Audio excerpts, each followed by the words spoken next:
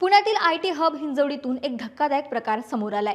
अंगणवाडी सेविका आणि मदतनीस यांनी मिळून 20 चिमुकल्यांना कोंडून ठेवल्याचं समोर आले।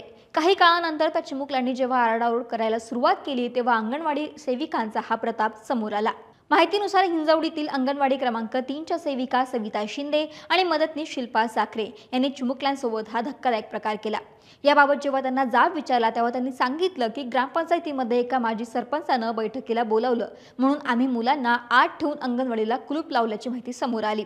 पण जेव्हा काही काळानंतर मुलं ओरडू लागली, बराच वेळ झाला कोणीही न आल्यानं जेव्हा आरडाओरड मुलांनी सुरुवात केली तेव्हा आसपासच्या लोकांनी गोळा होऊन जेव्हा अंगणवाडीचं कुलूप तोडलं तेव्हा हा सगळा प्रकार समोर आला। नागरिकांनी या प्रकरणी संताप व्यक्त केलाय।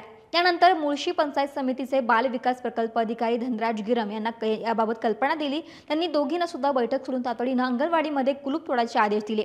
मात्र चिमुकल्यांना असं कोंडून निघून जाणं हे कितपत योग्य आहे असा सवाल आता उपस्थित होतोय।